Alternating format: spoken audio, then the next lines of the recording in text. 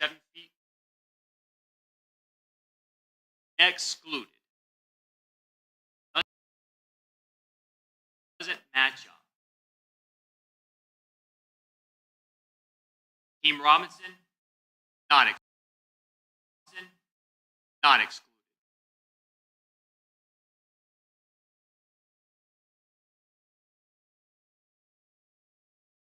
Page 243.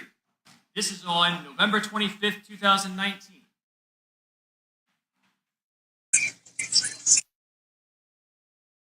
Gray and black hoodie. Keep in mind, it's not That Nikes aren't owned by other people. And if all the state had was this photograph or this video of Hakeem Robinson in a similar black and gray hoodie, It wouldn't be so black and white. But it's not. It's just one piece of the evidence. And you have to look at all of the pieces in totality. And they all point to Hakeem Robinson, Leroy Whitaker. page 197. It's Ksoo. Ksoo's Instagram account. Instagram Live.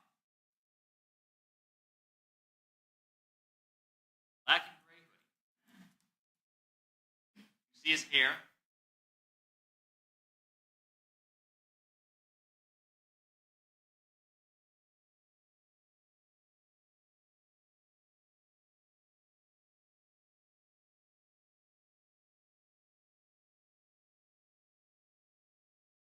Him moving around.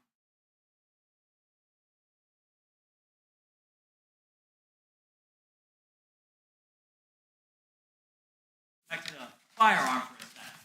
Page 243. This is the Bang It Out music video that was filmed On December 11th, 2019. a month before the murder of Charles McCormick.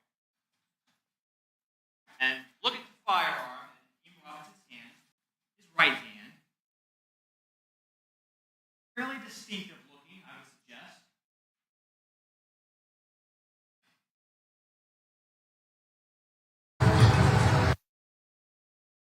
And look at the map, the data for where this video was filmed. You see it close to Mosh. Where did Abdul Robinson Sr. say? He said, I was there when that was filmed. Over there by the chart house. Right over there. In that same area. He knew where it was filmed.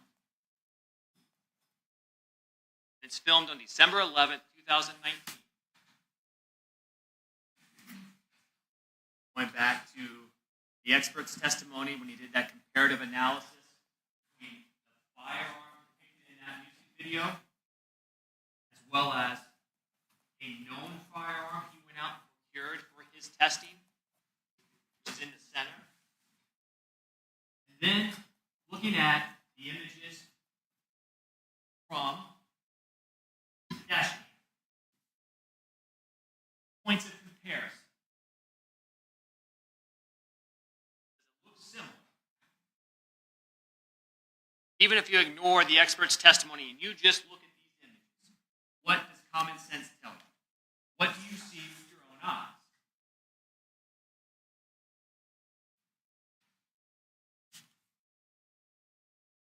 Nissan Altima. this is one of the most important pieces of this case because it was stolen, not owned by Hakeem Robinson, Leroy Whitaker, or Dominique Varner. So a car they should not have been in. There evidence of them should not be. And you know beyond any doubt that that Nissan Altima was the car used to commit this crime and flee from it.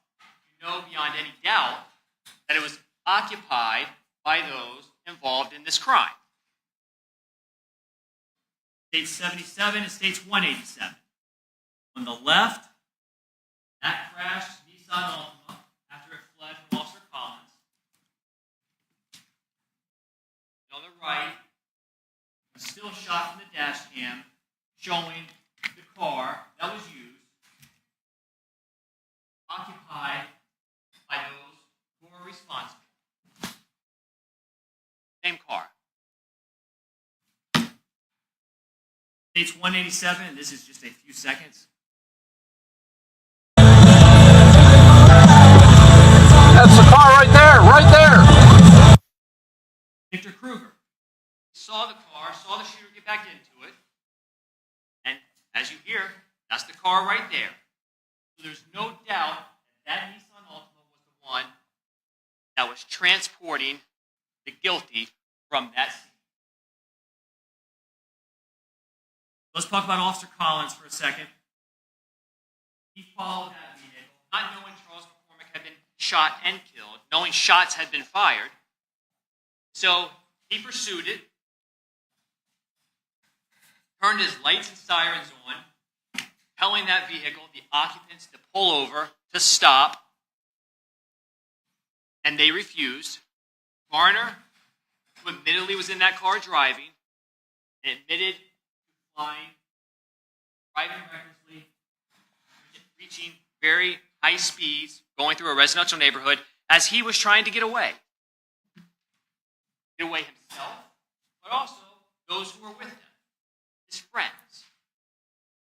Hakeem Robinson, Leroy Whitaker. And Officer Collins, because part of the testimony and the cross-examination has to do with the description he gave. That he advised on the day of this incident that the shooter that he saw get out of that Nissan Altima running west, 5'5", 5'8", 5'9", somewhere in that range. But where was he when he saw that? On the map, you see 1, 2, 3, 4 little addresses. Number 1, 1233 Townsend. That's where the Nissan Altima crashed. Officer Collins testified he was further up the map, 1 Townsend, just past Alderman, that intersects with Townsend. And when he saw the person running, he was about half a football field away, about 50 yards. He saw him for about 2 seconds as they darted across the street. I think we've already covered what happens when you're at distance. What happens when someone is running? And then factor in, it's a 2-second glimpse. States 80, that Nissan Altima looking back towards the direction that Officer Collins was coming. Based on the map that you were just shown as in evidence, and this perspective, can you even see where his car would have been in this photo? Because he was further back. Just use this visual as context. See a car past a patrol car at the top of the screen. Look that big. Past that, houses. Imagine being further back and looking at an individual fleeing from the Nissan Altima and seeing it for 2 seconds. States 190.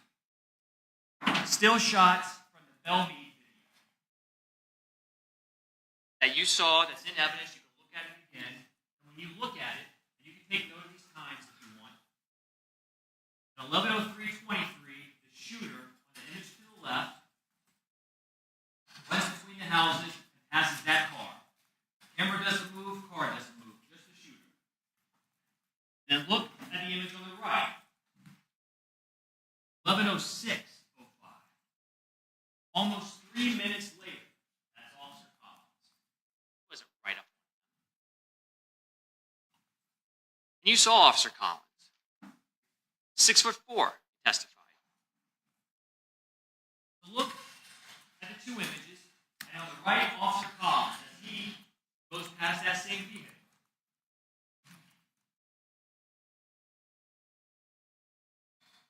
How do their sizes compare from this image? Is the shooter consistent with someone who's 5'5", Or is it more consistent with someone that's approaching Officer Collins? Right. Someone closer to 6 feet. 6'1" with shoes.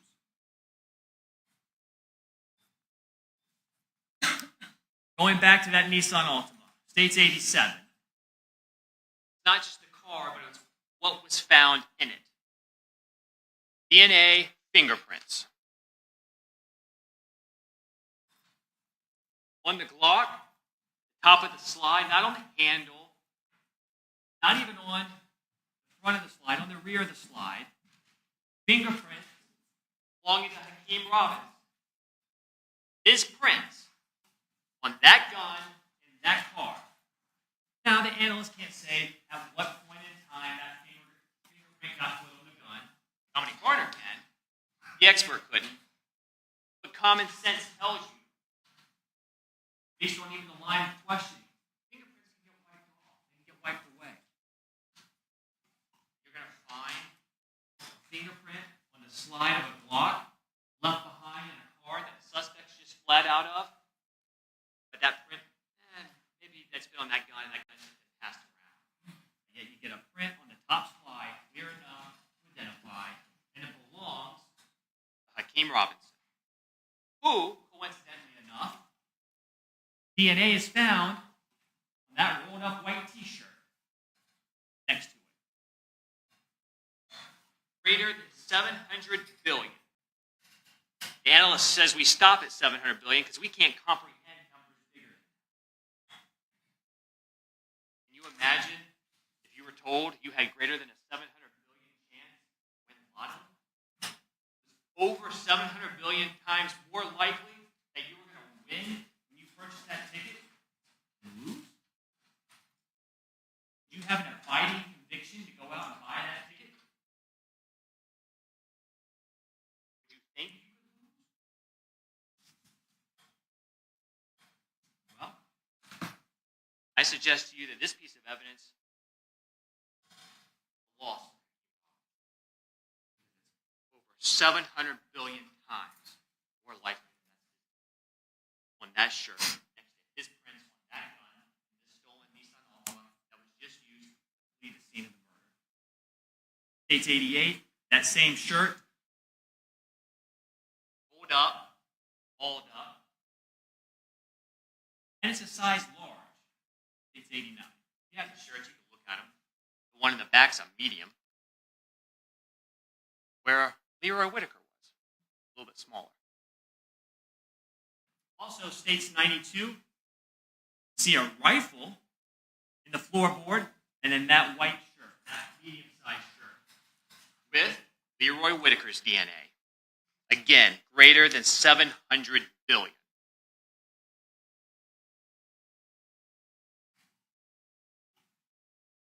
I want to talk for a moment about the firearms. All right, you got the Glock. You already saw where the fingerprint was on it.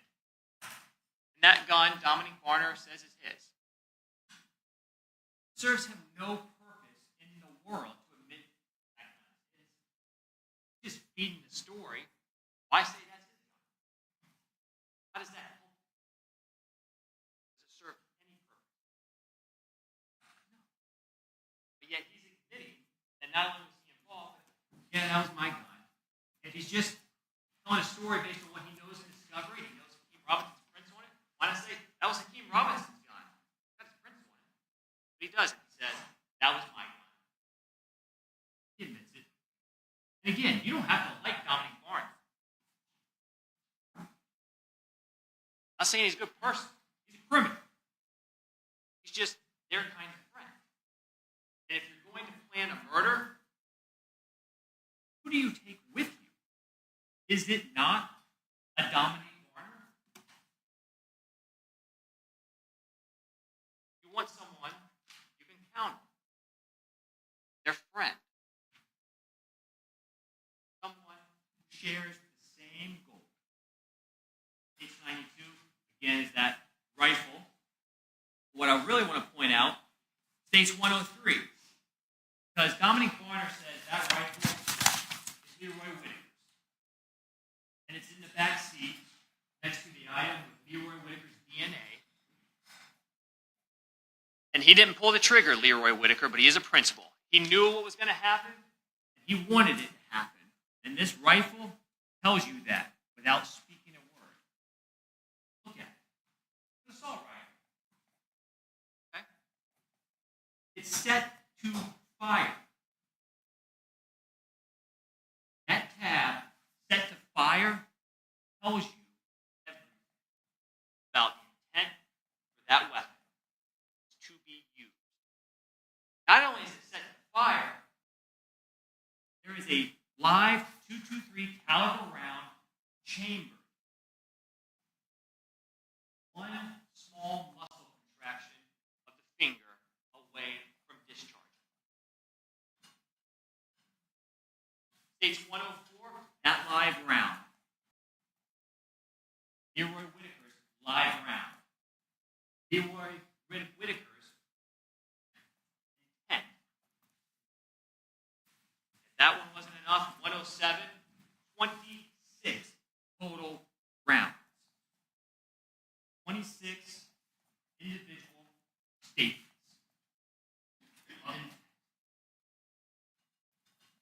Leroy Whitaker didn't have to say a word in that he's unauthorized.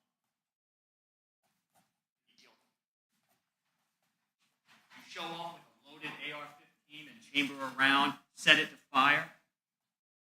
You don't have to vocalize anything. Your actions have made it more than clear You're in agreement with what's about to happen. and if he didn't know what was about to happen, Why is he bringing a rifle? Because they were on a hunt. so you bring the tools of the trade. 1214 Timber Lane, page 189. Leroy Whitaker, Dominique Barnett. Right after they have fled the murder, Hakeem Robinson's gone west, they go east. And they leave their guns behind.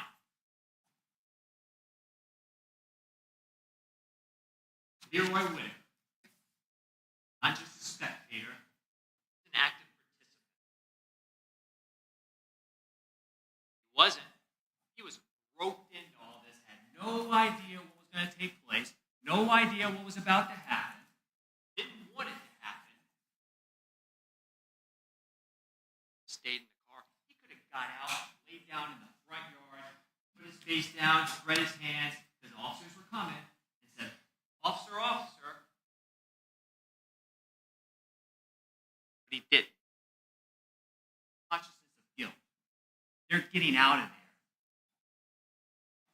Left the guns behind, Left the DNA behind, left the fingerprints behind, and then Dominique Barner and Leroy Whitaker are not leaving anything else behind. They're getting out of there. And from that moment, where do they go? 1033 Townsend Boulevard. where Dominique Barner and Leroy Whitaker both collectively Did a burglary with assault or battery. Commit a burglary. To prove that, the state has to prove, in this case, because again, Barner already pled to it, admitted to it, to what he did. Leroy Whitaker did the exact same thing. You have to prove Leroy Whitaker entered a dwelling, Buckley's home. And at the time of entering it, he had the intent to commit an offense therein, other than burglary or trespass. It's not like Leroy Whitaker was homeless, it was 30 degrees outside. and he needed a warm place to sleep, and he thought this was an abandoned home, nobody's home. And I'm going to sneak in, commit a trespass so I can sleep, protect myself from the elements. That is not. What happened? He was protecting himself, but not from 30-degree weather. Or rain. He was protecting himself from the police. The police who were on his trail were trying to find him, trying to find Hakeem Robinson. And so, Just like Dominic Barner, who behind the wheel was fleeing at a high rate of speed to escape, this is just a continuation of that, on foot.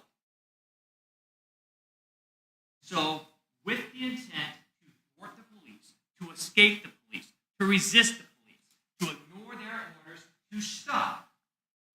Leroy Whitaker and Dominique Varner both entered the home of Barbara Buckley without permission and with the intent to hide from the police, and that is a burglary. Plain and simple. But they went a step further. There's an assault or battery. Also, I believe here from the judge that you can infer that there was an intent to commit a crime inside that dwelling if it was done stealthily and without the consent of the owner. What did Barbara Buckley tell you? She didn't invite him in. She didn't even know they had entered. That's stealth. She thought her cat shut the door to the bedroom. States 114. The enclosed patio that Dominique Varner and Leroy Whitaker entered as the police were closing in. Then States 115, the back sliding glass door to the home. And then once inside, states 125, that bedroom to the front of the house, door open, and when that door got opened by Miss Buckley, looking back at her from states 126 in that closet, Dominique Varner and Leroy Whitaker. two people she didn't know, had never met, had never been in contact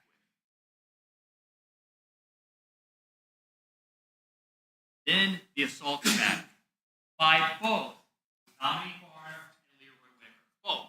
Not just one. Both.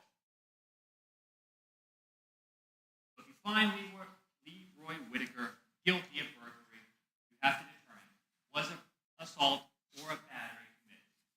An assault is simply an intentional and unlawful threat by word or act to do violence. When they have the apparent ability to carry out that threat. So, for example, when Miss Buckley is thrown down on the ground and She's cowering on the floor, and Leroy Whitaker asked Dominique Varner, "You want me to hurt her?" That's an assault. that comes after the battery. Battery is just an actual and intentional touching or striking another person against their will. That happened to Miss Buckley. States 133. He was 57 years old at the time. Home alone. Her husband was at work. She hadn't left for her shift yet. States 121. The front door to her home that she opened. Telling Leroy Whitaker, Dominique Varner, "Get out of my house." Opens the door, Begins to yell for help. They're not going anywhere. Police are outside. They can't go outside. They have to hide. Consciousness of guilt and proof of the burglary. And states 110. Closed front door, and you can see the brick wall next to it, a little planter box, and there's a metal railing just inside. The metal railing that Miss Buckley told you, she reached out with her hand and grabbed. Kind of a death. So much so that even though she's 57, and they're much younger, when Dominique Varner grabbed her to try and get her back inside, couldn't quite get her. So who came to the rescue? Who assisted? Leroy Whitaker. He came and helped break Barbara Buckley free from that rail, pull her back in her home, where they threw her to the ground, And Dominique Varner, admittedly, put his hands around her neck and began to choke her as Leroy Whitaker asked if he should hurt her. And then she complied. that is a battery during the commission of the burglary. And that proves that Leroy Whitaker, just like Dominique Varner, no different than Dominique Varner, is guilty of burglary, assault, or battery.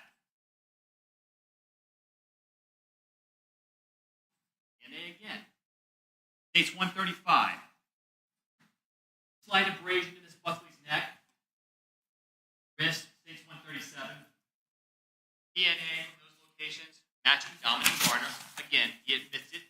No mystery. States 143. And states 189. What states 189?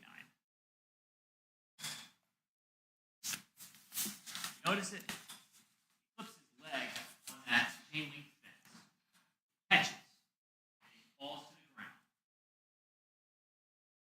Then what do they find on Miss Buckley's clothing, her pants? Blood. DNA. Who? Leroy Whitaker. Greater than 700 billion. His blood, after he jumps the fence, catches his leg, on her pants, in her home. She's never met him before that day. Doesn't know him, didn't invite him in. They shouldn't be there. That proves beyond not just a reasonable doubt, but all doubt, that Leroy Whitaker, along with Dominic Warner, are both guilty of this crime.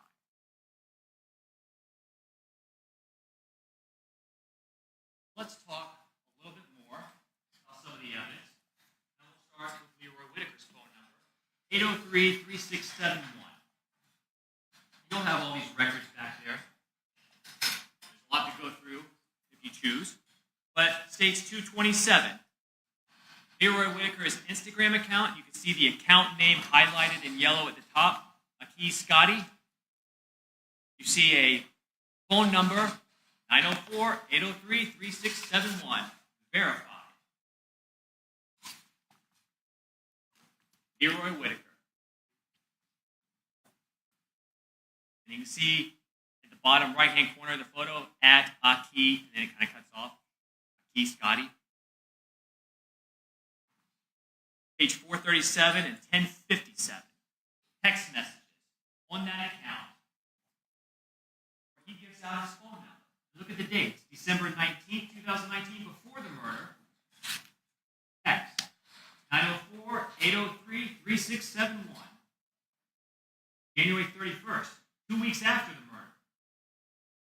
Laugh my off. We will FT. FaceTime you later. 904-803-3671. Same phone number. And then, of course, you have this. States 241. A text message sent from 904-803-3671 with the attachment of this photograph, Leroy Whitaker, to 624-3684, Abdul Robinson Jr., Kareem, Hakeem's brother.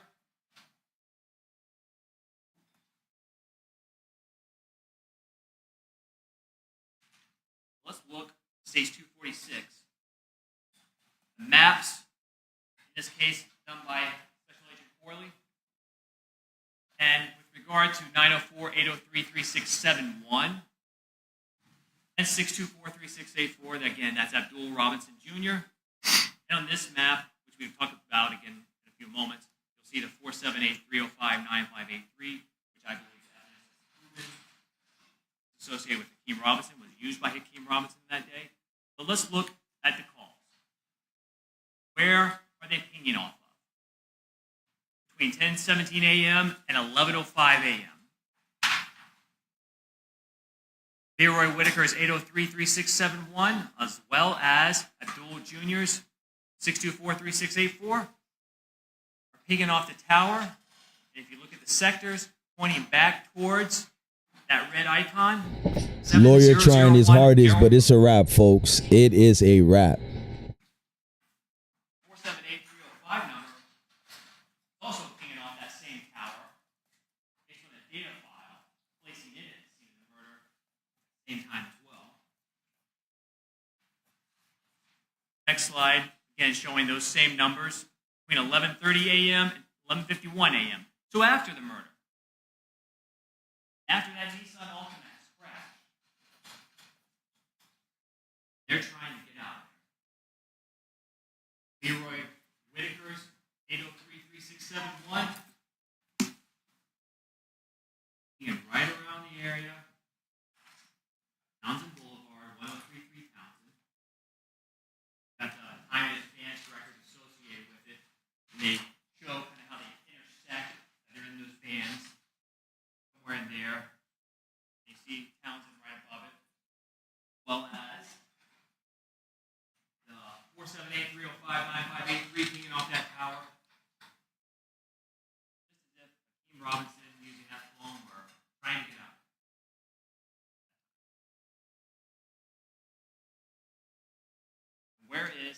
624-3684. Abdul Robinson Jr. He is up higher on the map. Come back.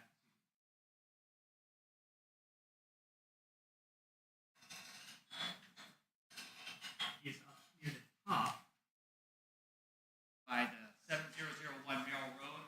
So it's also in that area. Dalehurst Drive, where Torgon was living, where Abdul Robinson Jr. returned. Let's wait.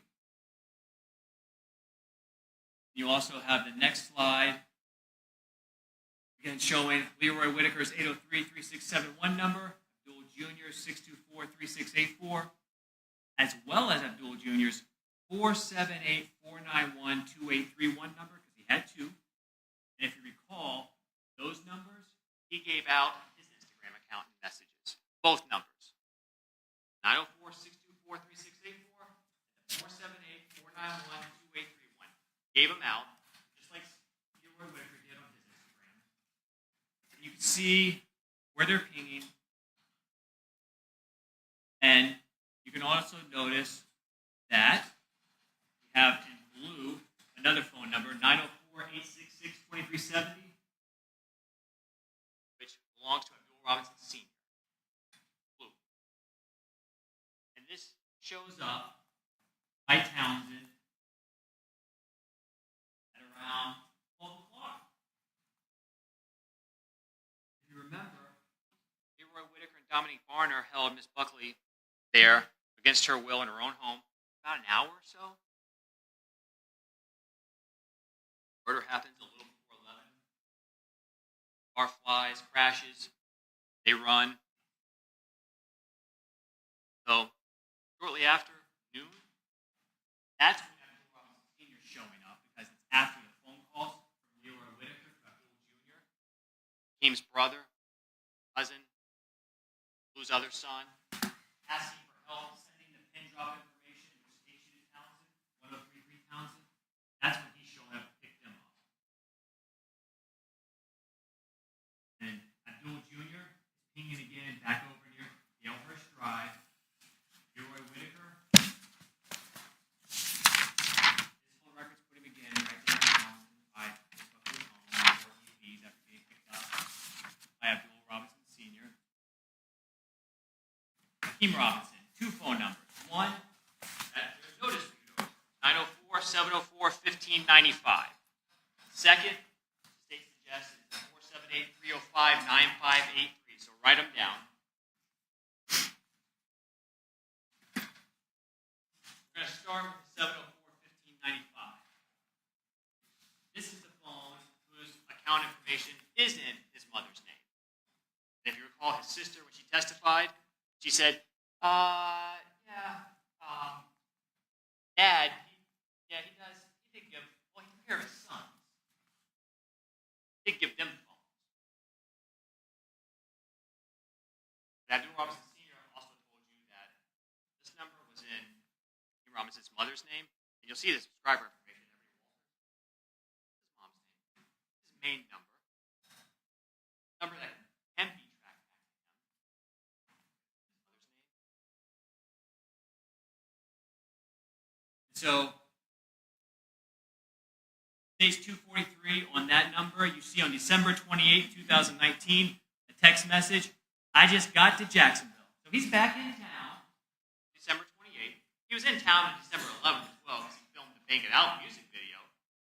Maybe he left and went out of town after that. He was back by December 28th. You know what else happened on December 28th, 2019? Abdul Robinson Jr., Hakeem's brother, gets a text from Dominique Barner.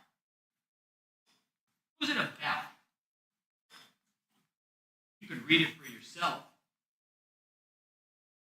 And it mentions McCormick by name. Same day, Hakeem Robinson's back in town, and they're talking about McCormick.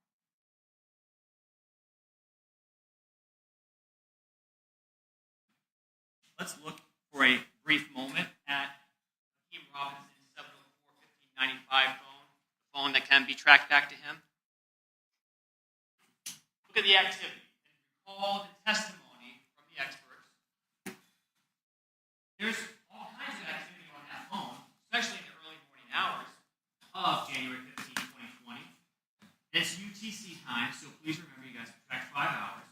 11:06. Subtract 5 hours, and that's 6:06 a.m. My math's right. 6:06 a.m. continues, and then line 42, 12:11. So 7:11 a.m. More activity. Next activity, not till 18:10, which is 1:10 p.m. So from 7:11 in the morning to 1:10 in the afternoon, this phone, his main phone, his phone that can be tracked back to him, the phone that Johnny Shipes could get a hold of him on. No, doesn't want to miss out on a deal or anything. For some reason, for the next 6 hours, that phone, that known phone, is off. Off. No activity, no calls, no data, no instant messages being received, nothing. And then when you look at the logs, January 15, 2020, sometime between 5:55 a.m. and 1:10 p.m., power on events. If you remember the last activity, 7:11 a.m. and 1:10, 1:11, right after a power on event. Off. Wonder why that is. Is it also the same reason you use a stolen car to commit a murder? Something that can't be tracked back to you? Let me make sure my known phone doesn't come back to me at that same time either.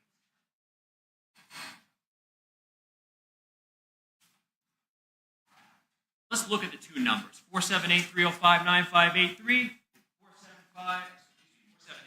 478-491-2831. Again, Abdul Robinson Jr., his brother, through his records, admits to using 478-491-2831. Abdul Robinson Sr. said the other number belongs to Hakeem Robinson. And I got it. Put it on my account. I'm the authorized user. Look at the subscriber information for both numbers. What's the activation date for both numbers?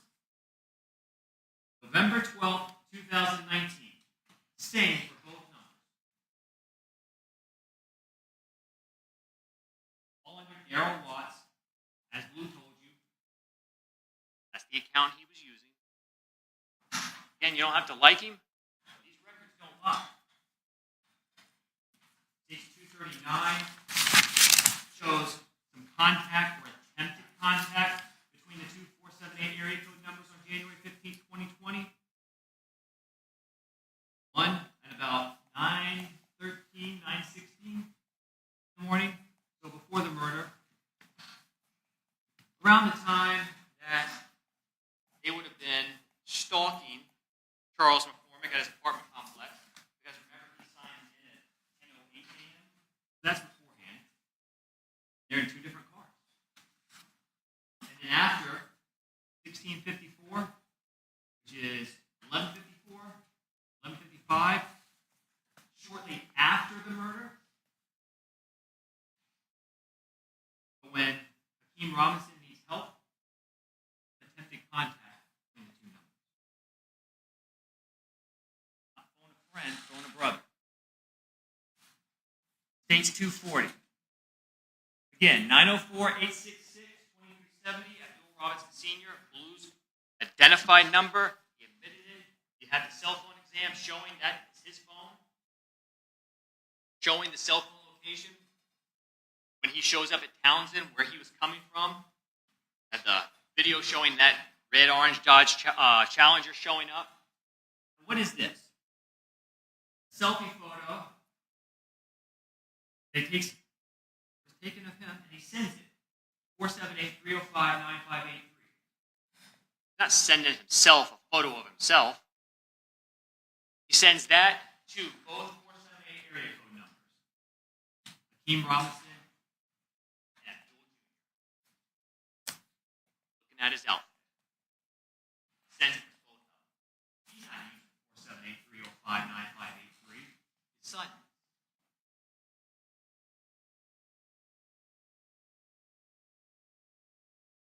Went back to the maps for 624-3684 and 702-918-4911. Recall that's Dominique Barner's number. What does Barner tell you? I call Abdul Jr. at around 4:40, 4:45 a.m. Let him know Charles McCormick's back. Have the cell records. It confirms that Dominique Barner is communicating with Abdul Robinson Jr. on his 624-3684 number around that time. Look at the records. From the FBI, Eastern Standard Time, 4:44 a.m., 4:45, 5:01, 5:26. Those are calls between Dominique Barner and Abdul Robinson Jr. And then where does the map place those two devices? Barner in green is down by 3830 University Boulevard, where he was living. This is between 4:42 a.m. and 5:26 a.m. Abdul Robinson Jr. up there near Brown Jersey Court. And then it travels down Dominique Barner's address. Dominique Barner told you what happened. These records corroborate. You don't have to like him. But again, that doesn't mean he's not telling you the truth. The next slide shows both of Abdul Robinson Jr.'s phones, the 624-3684 and the 478 area code number, being in the same area. 5201 Atlantic Boulevard. Where did Charles McCormick live? We're off Atlantic. What did Barner say? We all went over there.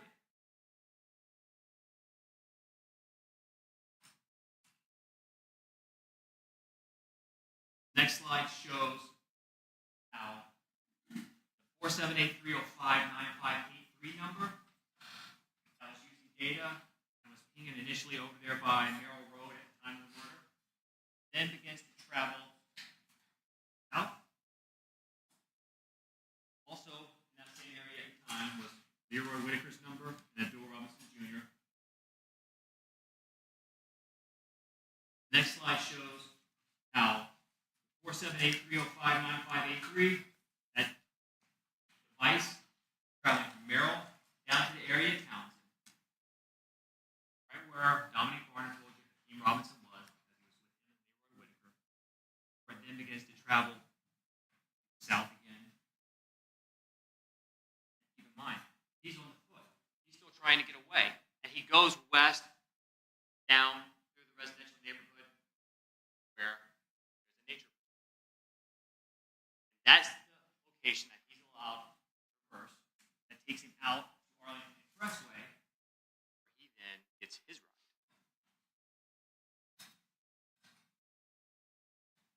Page 242. This is that preview location of in that area of Lone Star Road that was deleted off of Abdul Robinson Jr.'s cell phone. How do you erase maps from that search?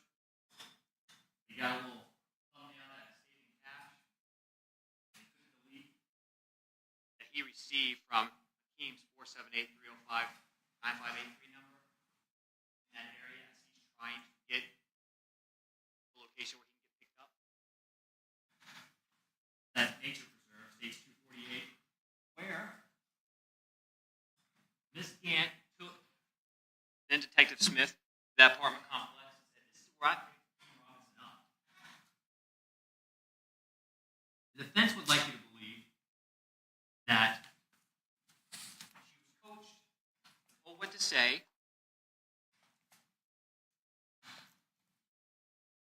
If Miss Gant were just rehearsing the story, she would have given more details. She didn't even remember what Hakeem Robinson was wearing. That's easy.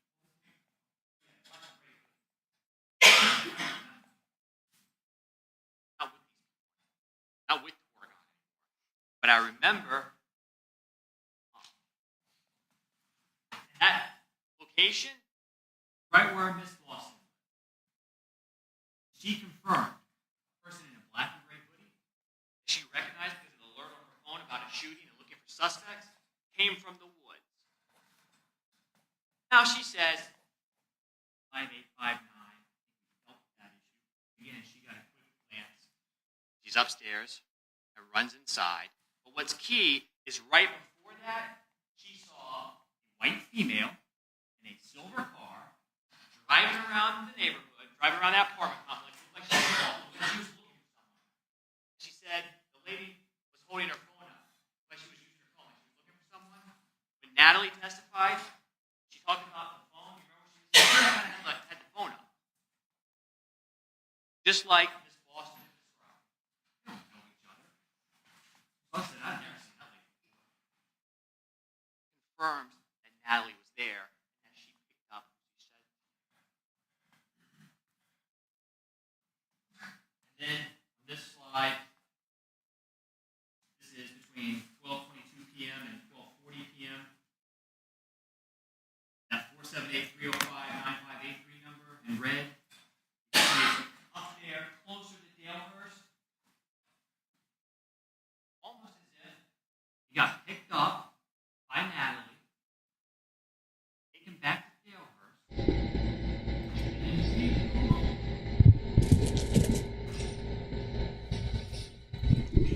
All right, guys, what I'm basically going to do is kind of end this short. It's not, anything sensational. The defense attorney seems like he's just carrying on and on with word salad.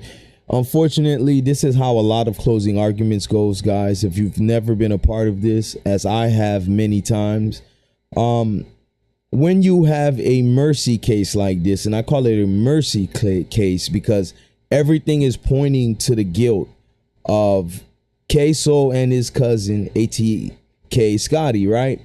It's pointing to the guilt. Dad testified, homeboy testified against you. I mean, even the expert showed that the shadow image of the suspect running in a tracksuit in the mask, was perfectly fit with yours. So, I mean, hey, lawyer is trying to throw a Hail Mary, doing a lot of word salad.